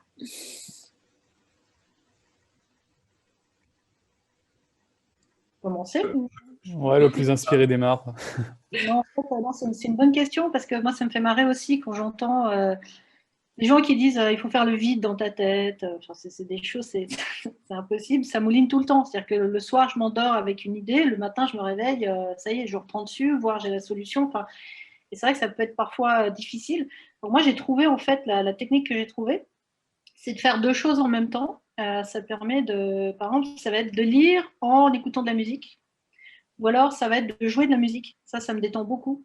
J'apprends, en fait, à jouer du piano, par exemple, avec une application. Donc, ça m'oblige finalement à me concentrer sur ce que je suis en train de faire ici et maintenant. Et je ne veux pas prêcher pour ma paroisse, mais le théâtre d'impro m'a aussi beaucoup aidé pour ça.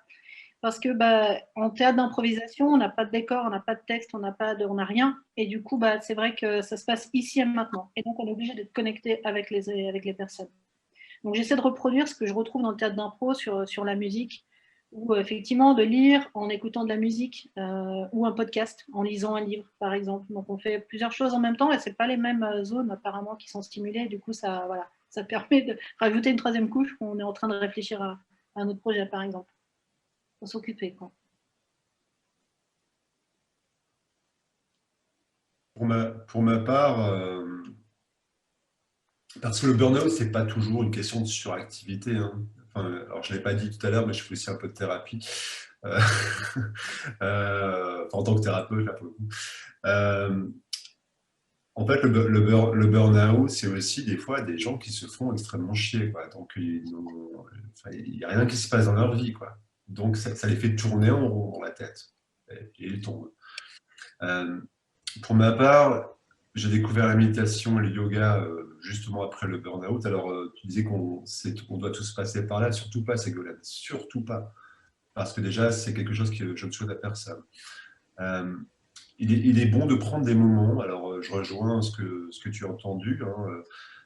Ça peut passer par la méditation, qui est un processus. Hein. Enfin, voilà, moi, je pratique. J'ai beaucoup pratiqué les fut une époque. Et puis, des fois, je sais que quand ça commence à tourner vraiment trop fort, je médite. Mais aussi du yoga. C'est pas donné à tout le monde. C'est aussi faut pouvoir s'approcher de cela. Et je comprends que beaucoup de personnes ne souhaitent pas y aller, mais après le sport, c'est extrêmement important. Hein. Et on le voit bien en thérapie, on le voit véritablement. Il y a beaucoup de gens qui sont en burn-out, sont en dépression ou autre, qui se mettent soudainement à repratiquer, on n'est pas progressivement, mais à repratiquer une pratique régulière sportive, et systématiquement on voit des grandes variations. Parce qu'effectivement, le corps et l'esprit ont besoin de mouvement. Donc, il faut être connecté avec son corps, c'est-à-dire que, en fait, les multipotentiels sont là, sont souvent dans leur tête, ils existent dans leur tête, et ils en oublient leur corps. mais ça reste pour autant des êtres humains qui ont besoin effectivement de mobiliser l'énergie du corps. Enfin, c'est quand même quelque chose qu'il ne faut pas occulter, quoi. Ça, le sport, de manière générale, mieux le yoga ou la méditation pour vraiment se reconnecter, mais c'est pas donné. Enfin voilà, c'est un processus. Mais, enfin, c'est vraiment quelque chose que je conseille. Ouais. Et je vais continuer avec un témoignage encore différent. Et pourquoi se reposer? C'est dans mon entourage, ils me disent un peu la même chose. Émilie, tu fais trop de trucs, tu vas trop vite, tu t'arrêtes jamais. Mais en fin de compte, moi, je prends beaucoup de plaisir dans mon travail. Et en fait, pour moi, c'est presque un loisir, autant que du travail. Donc, pourquoi me reposer alors que je prends mon pied? Et puis, autre chose, c'est encore une de mes faiblesses, je ne supporte pas de perdre mon temps. Donc pour moi, me reposer, regarder le ciel, alors c'est super dans le cadre d'une méditation ou en pleine conscience, etc. Mais je l'ai décidé et justement c'est un moment utile. Voilà, aller me balader pour aller me balader, ça me fait chier. Après, il faut aussi apprendre à s'écouter soi, parce que le revers de la médaille d'être tout le temps à 120 à l'heure, effectivement, il y a des week-ends où je m'écroule, je passe 24 heures à dormir parce que épuisée, limite d'un burn-out, justement. Dans ces moments-là, c'est con parce que je culpabilise de ne rien faire et de me reposer, mais d'un autre côté, il faut être réaliste et écouter son corps et accepter à un moment de se reposer pour justement pouvoir repartir à fond les ballons juste derrière. Donc en fait, c'est à toi de voir, les autres ne peuvent pas être à l'intérieur de ton corps et ils ne peuvent pas être à l'intérieur de ta tête. Donc eux auront toujours leur opinion, mais l'important c'est que toi tu te sentes bien avec toi-même. Et c'est vrai que le sport, c'est vraiment hyper efficace pour déconnecter. Donc je te rejoins Yannick à ce sujet. Et puis donc Ségolène, écoute-toi toi. Je voudrais insister, excuse-moi, mais je voudrais insister sur une chose, c'est que certains d'entre vous vont se retrouver aussi à un certain âge parce qu'ils auront réussi à mettre en place des projets avec 20, 30, 40 salariés. Alors, il y a un moment, c'est pas nous qui sommes à l'initiative, c'est plus nous qui sommes à l'initiative du projet, c'est le projet qui nous tire. Il nous dépasse un peu. Et si on garde justement cette dynamique toujours à 200%, c'est là où ça devient dangereux. Donc, c'est peut-être pas maintenant le véritable problème, ça peut le devenir plus tard.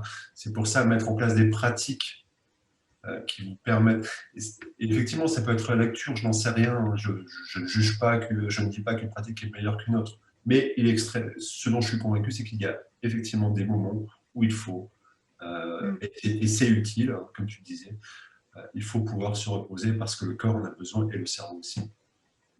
C'est vrai que c'est là où c'est important ce que tu dis, Yannick, c'est qu'en fait ça devient dangereux quand notre épuisement vient des autres.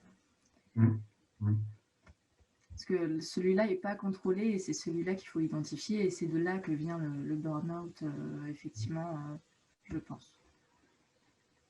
Et avec celui-là, on peut pas agir. Marie, tu voulais rajouter quelque chose pour moi, je vous rejoins sur la méditation et yoga. Moi, c'est quelque chose qui m'aide beaucoup. Paradoxalement, quand j'ai eu toute cette année d'introspection, j'allais pas bien dans ma tête, mais mon corps suivait à peu près. Et du jour où j'ai identifié ce qui allait pas, je me suis complètement écroulée pendant un mois. Enfin, quand je dis je me suis complètement écroulée, j'ai eu plein de manifestations de la part de mon corps qui me disent comme si ça sortait. Enfin, je ne sais pas comment exprimer les choses. Donc, plein de choses et mon corps a réagi. En fait, le corps réagit souvent en deuxième lieu, en fait. Donc, c'est important déjà de l'écouter. Ça, c'est la première des choses. Et la deuxième des choses, c'est que moi, je sais que j'ai une... En fait, on ne se rend pas compte. C'est souvent les autres qui nous disent il faut que tu te reposes, etc. On ne se rend pas compte de ce qu'on renvoie. Enfin, en tout cas, pour ma part, c'est ça. Et du coup, je suis très en alerte de ce que va me dire mon entourage très proche. Je reviens toujours à la même chose, mais je pars du principe que les enfants sont des éponges et que quand mon fils a un comportement un peu anxieux ou autre, potentiellement, ça vient aussi de moi, du fait que je suis à 200 à l'heure et parce que passionnée de ce que je fais. mais parfois je peux ne pas être suffisamment dans le moment présent pour eux en fait. Et du coup, je suis très en alerte de ça et ça me permet de me dire, OK, là, il faut se reconnecter au moment présent. Pour moi, le repos, c'est se reconnecter au moment présent et arrêter de penser à demain, quoi. Ça va être vraiment, vraiment comme ça que je vais pouvoir le faire. Voilà. Hop. Ouais, super, merci Marie. Pris. Est-ce que vous avez d'autres questions à poser donc n'hésitez pas, si jamais vous avez du mal à prendre la parole, laissez dans le chat et je peux lire à votre place, ou sinon ouvrez votre micro comme vous le sentez.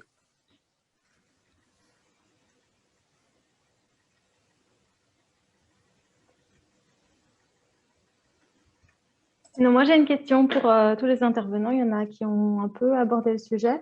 C'est quelles sont les circonstances, dans quelles circonstances vous avez découvert ou on vous a annoncé que vous étiez multipotentiel?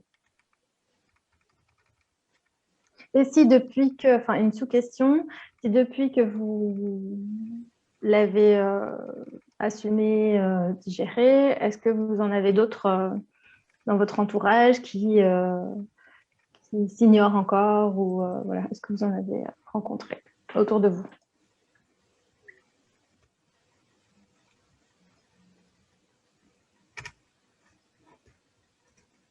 Je vais commencer.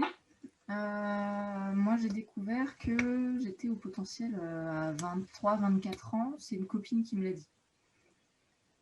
Voilà. Elle m'a dit, bah, toi, t'es comme ça, j'en suis sûre. Et puis, bah, du coup, j'ai été faire des tests.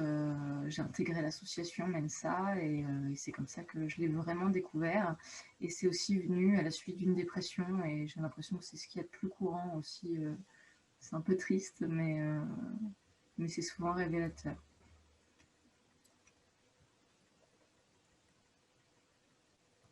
Je ne sais pas si ça répond vraiment à la question.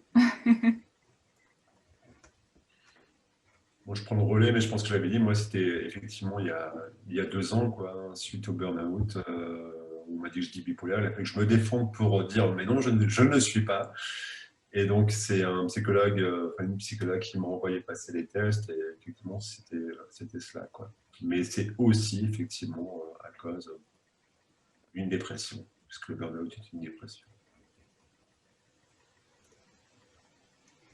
Moi, je pense que c'est pas que c'est un passage obligé, la dépression, mais c'est qu'à un moment donné, on se rend compte qu'on est différent et c'est la façon dont on réagit. Donc, je pense qu'il y a beaucoup de personnes qui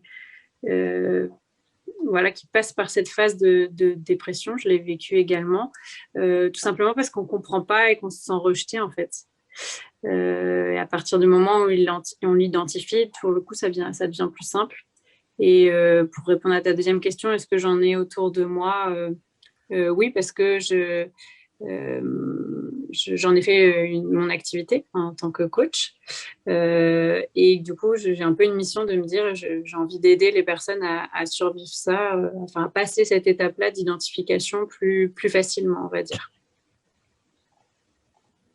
En fait, moi, ce qui me concerne, c'est grâce à mon fils de 9 ans et demi.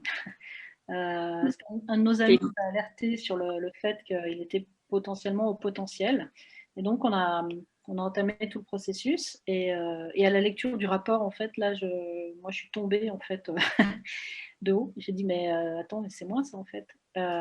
Et du coup, ça m'a vraiment bouleversée. Et ce que tu disais, ouais, effectivement, Marie, le fait de se sentir différente depuis toujours, de ne pas être à ma place, de ne pas comprendre comment les autres fonctionnent et d'avoir l'impression que le problème venait de moi. Et j'ai lu un livre qui s'appelle Hypersensible et heureux de Emilo. J'ai pleuré en fait de la première à la dernière page en disant à chaque fois mais en fait c'est pas moi le problème, c'est juste que je suis différente. Et ça m'a moi en tout cas beaucoup aidé à comprendre les autres autour de moi. Et puis ensuite j'ai entamé un travail avec une psychologue pour justement m'accompagner là-dessus. Et le moment en fait où finalement on prend conscience que on n'est pas le vilain petit canard, on est juste un peu différent, et puis qu'en fait on comprend aussi pourquoi les autres ne réagissent pas comme nous, et ça nous aide beaucoup, et ça nous réconcilie en fait avec, avec tout ce qu'il y a autour. Et moi ça m'a beaucoup aidé à m'accepter tel que j'étais, et de me dire mais en fait le problème c'est pas moi, c'est juste qu'on est tous différents, puis finalement Maintenant, aujourd'hui, moi, en tant que coach, je ne souhaite pas spécialement accompagner des HP, mais je me suis rendu compte que dans ma clientèle, de plus en plus, il y a des gens qui viennent pour un problème de coaching et puis au détour de la conversation, il y a le mot qui est lâché, voilà, qui dit « Ah bah moi, en fait, je ne vous ai pas dit, mais j'ai été identifié au potentiel. » Et voilà. Et donc, je me rends compte, c'est marrant, en fait, parce que parfois, je m'en doute, mais parfois, je ne m'en doute pas du tout. Et je crois que c'est un peu... on est tous différents, on est peut-être, voilà, même si on est tous multipotentiels ce soir, on a 4 parcours différents, 4 histoires différentes, et heureusement, on reste humain, et donc on sera jamais tous pareils, mais effectivement, je pense que c'est surtout pour soi, de savoir qu'on l'est, ça nous aide, nous, à nous accepter comme on est, et du coup, bah, c'est un peu comme si toutes les protections étaient tombées, et enfin, maintenant, j'ose embrasser le monde tel que je suis et tel qu'il est, quoi. Et ça, bah, ça n'a pas de prix, quoi.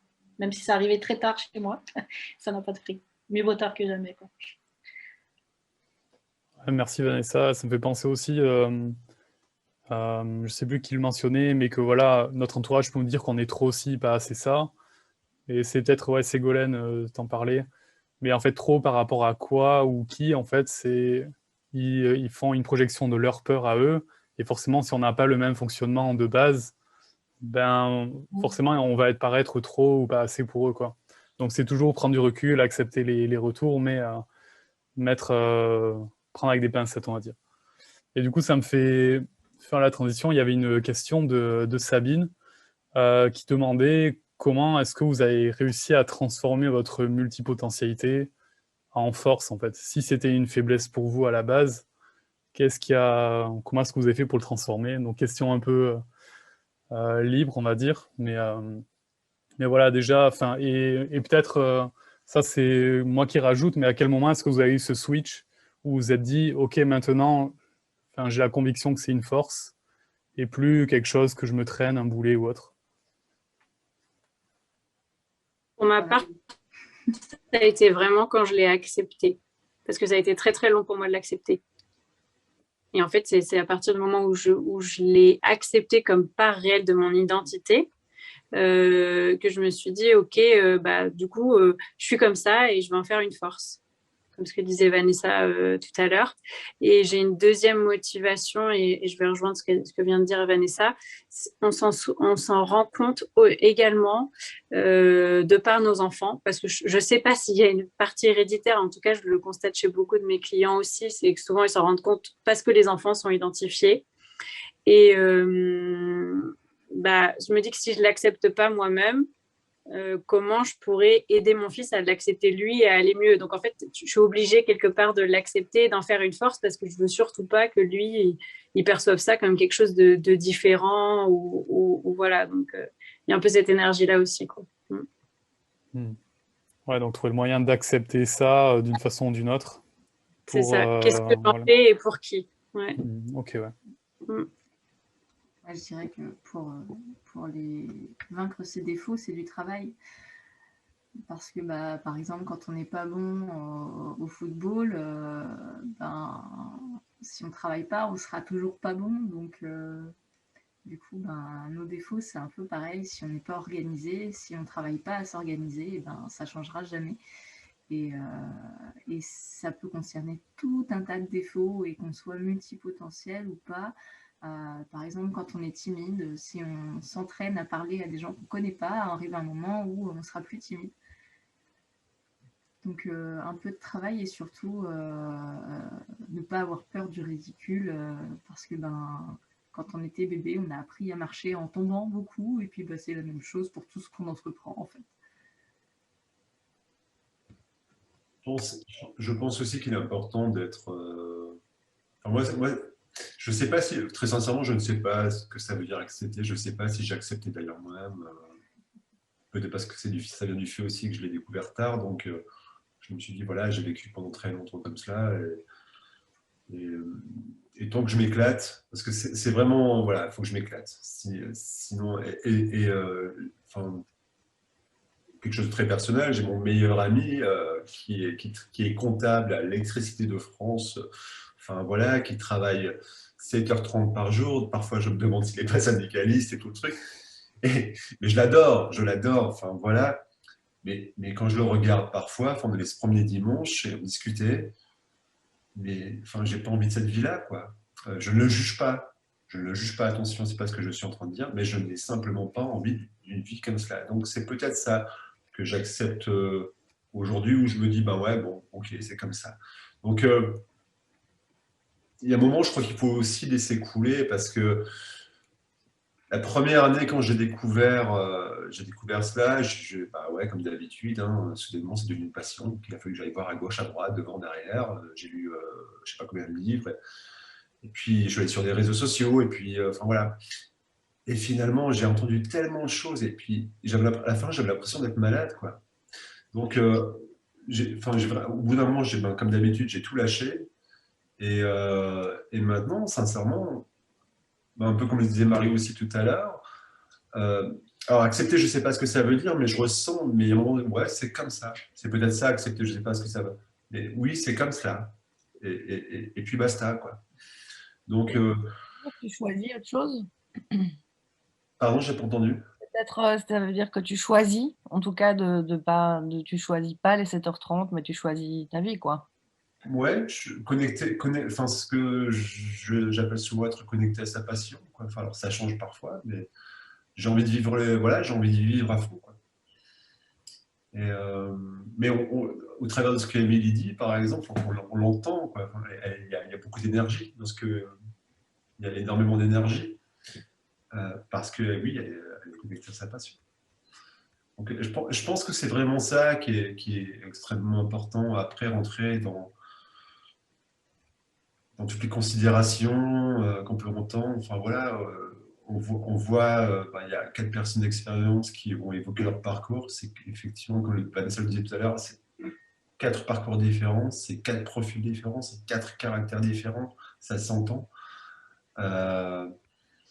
Donc il n'y a pas de recette miracle, mais c'est intéressant quand même, je crois, de pouvoir se faire accompagner au moins pendant une petite période plus longtemps si c'est nécessaire, mais de manière aussi à avoir en quelque sorte un miroir qui puisse vous challenger un peu, qui puisse vous dire, voilà, après les conseils, vous savez mieux que quiconque quoi faire. Mais à un moment donné, que quelqu'un vous pose des bonnes questions, que vous puissiez avoir un reflet, ça peut aider énormément. Je sais que pour ma part, ça m'a vraiment beaucoup. J'ai fait ça pendant 6 mois, un an. Je sais que ça m'a beaucoup aidé. Oui. Je rejoins assez Marie sur le côté de l'acceptation, en fait. Parce que moi aussi, ça a été découvert sur le tard. Et ça a été à partir du moment en fait, où je me suis dit, mais en fait, je suis comme ça. C'est pas grave. Où je me suis acceptée telle que j'étais. J'ai arrêté de chercher à rentrer dans les cases, en fait. Parce que j'avais toujours ce problème de trouver ma place. Et en fait, ma place, elle sera celle que je me donnerai, quoi. Du coup, on dit toujours, au lieu de rentrer dans une case, je suis en train d'en construire une, mais peut-être que demain, j'en construirai une autre. Et puis finalement, il n'y a pas vraiment de case, en fait. On évolue au fil des envies, au fil des passions. Et l'acceptation, en fait, je dirais, c'est l'idée d'accepter qu'on est comme on est et du coup de faire ce qu'on a envie de faire. Et de faire fi de toutes les peurs des gens, de tous les alertes que les gens nous donnent. C'est toujours bienveillant, hein, oui, mais attention, ceci, cela. Donc c'est important d'être bien entouré parce qu'effectivement, c'est important. Et s'accepter, finalement, c'est juste être qui on est et puis faire ce qu'on a envie de faire. Et parfois, effectivement, l'activité sur scène, par exemple, c'est pas une activité du tout rentable en ce qui me concerne. Mais c'est pas grave, c'est tellement une passion que je la lâcherai pas. Et puis c'est ça aussi. Ça veut dire que ça fait partie de moi et j'en ai besoin. Donc voilà, s'accepter tel qu'on est et s'écouter, vraiment s'écouter. Ouais, je te remercie, Vanessa. Il y avait une autre question de Kazuhiko qui demande quel conseil vous donneriez à un multipotentiel qui est encore très restreint à cause de l'école et qui voudrait développer au mieux ses compétences artistiques, sportives ou intellectuelles. Donc il est en 5e en Belgique, c'est pas la même chose qu'en France, je sais pas l'équivalent. Si quelqu'un peut m'aider là-dessus. Il a quel âge? Il a quel âge? Il a 16 ans. Je viens d'avoir 17 ans. Donc, c'est, je pense, la première en France. Ouais. Moi, je C'est voudrais ça. dire, exprime-toi. Exprime-toi. Commence déjà par exprimer ce que tu as. Il y a plein de façons de s'exprimer. Tu peux faire de la peinture, j'en sais rien, ce que tu entends par discipline artistique, sportive ou intellectuelle. Mais si tu as envie d'écrire, écris. Si tu as envie de peindre, peins. Si tu fais de la photo, fais des photos. Après, l'expression, si tu as envie de la partager avec les autres, fais-le. Il y a plein de façons de s'exprimer et de développer comme ça des compétences voilà, que tu as en toi et que tu as envie d'explorer. J'ai envie de te dire, tu as la chance d'avoir que 17 ans. Donc déjà, tu vois, tu peux peut-être gagner 30 ans sur moi. Donc fonce, quoi, fonce. Et tu verras où ça te mène. Et peut-être qu'aujourd'hui, tu n'en feras rien de spécial. Et peut-être que dans quelques temps, tu en feras un métier ou pas. Ça sera peut-être juste une passion. Ça sera peut-être quelque chose qui va t'emmener vers autre chose. Mais laisse-toi porter par tes projets, par tes passions, quoi. Ok. Et exprime-toi surtout. Ne regarde pas que pour toi. C'est ça, c'est mon petit conseil personnel. Ok, merci.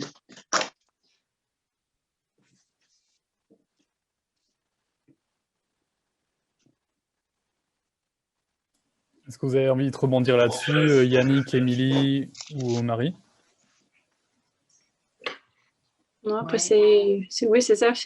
Prends le temps de faire ce que tu as envie pour toi. Et puis peut-être aussi regarder après, c'est difficile parce que c'est pas très, très concret, mais d'intégrer des réseaux, des associations, enfin, peu importe la forme, pour partager cette même passion parce que le risque quand on est multipotentiel, c'est de se retrouver seul, en fait. Et c'est là où enfin, on a besoin quand même d'une variable d'ajustement extérieur pour avoir quelques alertes. Et du coup, de partager une passion, de partager des points communs, c'est très bénéfique. Ok, merci. C'est un peu ce que j'allais dire. Moi, quand j'étais plus jeune, j'intégrais des clubs. Voilà, un club de jeux de cartes, un club d'échecs, un club de handball. Parce que c'est plutôt sympa de se motiver mutuellement. Il y a des encouragements, il y a un esprit de compétition. Donc c'est vrai que quand on veut apprendre quelque chose, c'est quelque chose de plus motivant. Et après, pour des pratiques un peu plus individuelles, peut-être te donner des objectifs. Quel niveau est-ce que tu veux atteindre? Par exemple, en dessin, est-ce que tu veux reproduire une page d'une BD en particulier? Est-ce que tu as envie de peindre comme Picasso ou comme De Vinci? Quel niveau de pratique instrumentale tu veux atteindre? Il y a plein de façons d'apprendre des choses. Et puis Internet aussi est une source incommensurable de connaissances. Alors bien sûr, il faut faire attention à ce qu'on lit, parce que tout n'est pas que connaissance véridique. Mais il y a vraiment plein de choses à exploiter et à faire si tu as des envies en particulier. Alors ouais, comme a dit Vanessa, vas-y, fonce. Hein. Ok, merci.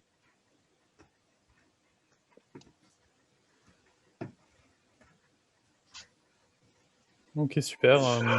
On a le temps pour peut-être une dernière question avant de terminer, si vous en avez encore.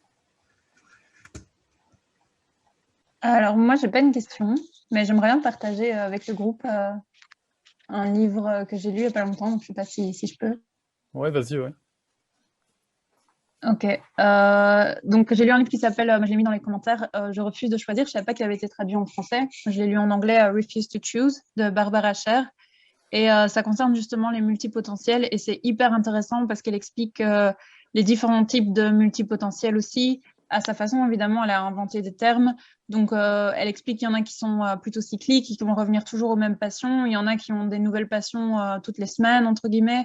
Et donc, elle développe différents types. Elle les appelle les explorateurs ou scanners en anglais. Et elle explique aussi le genre de métier qui correspond à ce type de personnalité. Elle explique aussi qu'il ne faut surtout pas se sentir coupable d'avoir ce type de personnalité. Et elle donne des conseils et des outils elle parle aussi d'écrire dans un journal tous ses projets. Enfin, c'est vraiment hyper intéressant. Donc, si jamais ça vous intéresse, je vous le conseille vivement. Je pense que ça peut intéresser toutes les personnes qui sont là ce soir. Voilà. Et merci aux intervenants. Je suis arrivée un peu en retard parce que j'avais une formation avant, mais de ce que j'ai vu, c'était très intéressant. Et je regarderai le review pour le début. Voilà. Super, merci Audrey.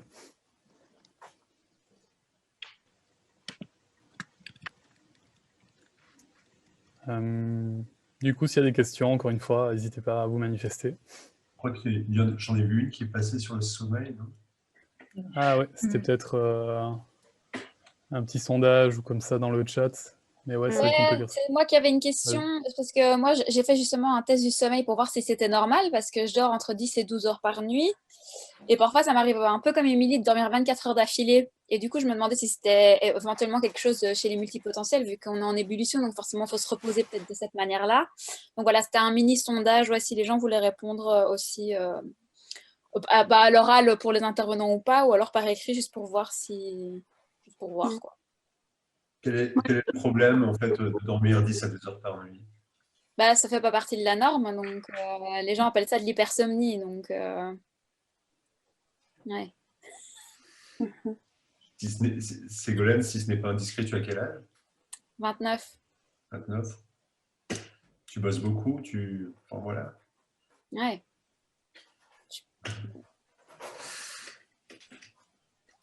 C'est un peu ce que je disais, c'est ça c'est ce qui m'inquiète un peu à travers ce type de questions. Je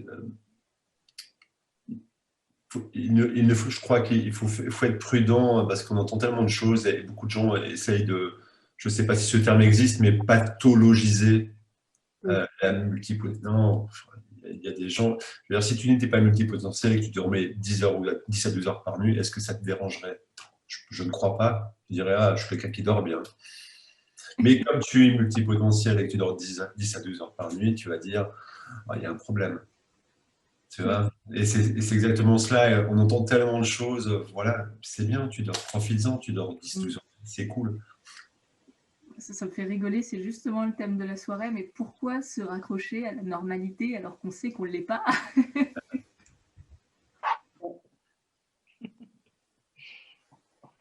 Ouais, c'est bien vu. Et qu'est-ce que la normalité? Exactement.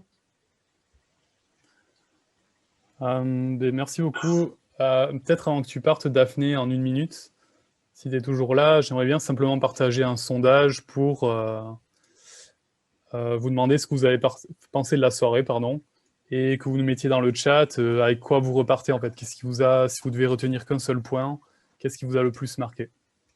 Hop. Donc j'envoie déjà le petit sondage de fin.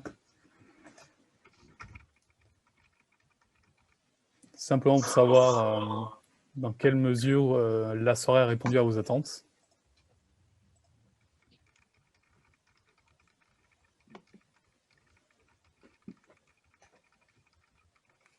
Et maintenant que nous avons la pression. Bah, c'est ça. Délibération. On a le droit de voter? Non, on n'influe pas, on triche pas. Ah si, moi je trouve qu'ils ont le droit de voter. Oui, bien sûr, bien sûr.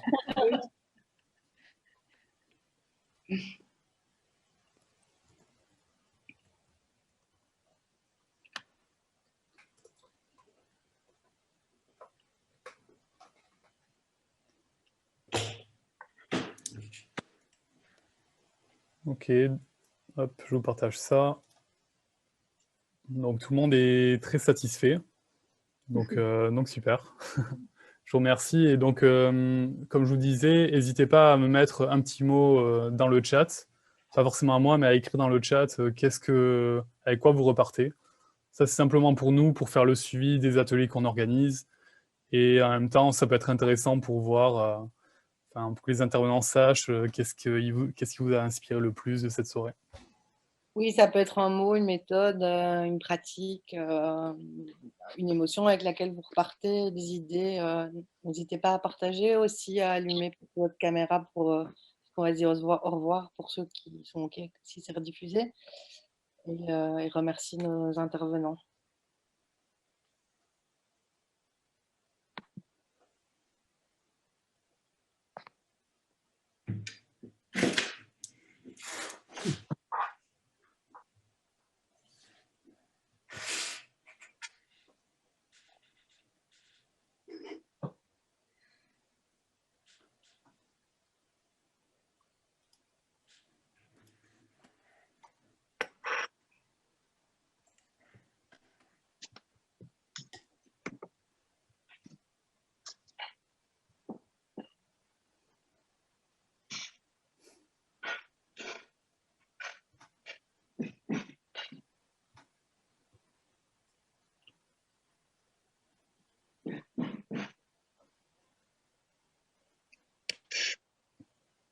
Super, merci Kazuhiko, merci Ségolène.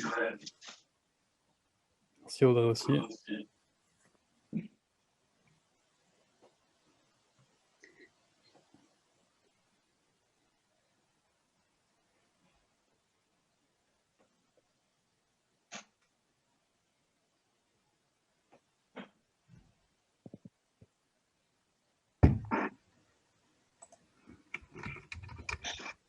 Top, merci Sabine.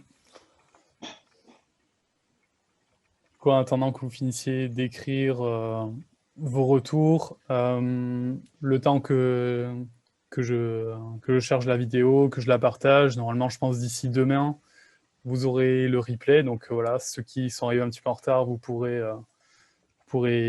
revisionner. Il y a aussi pas mal de personnes qui s'étaient inscrites, je sais qui étaient intéressées, qui n'étaient pas forcément dispo, donc ça leur permettra de voir ça en replay, même si elles n'ont pas pu poser leurs questions.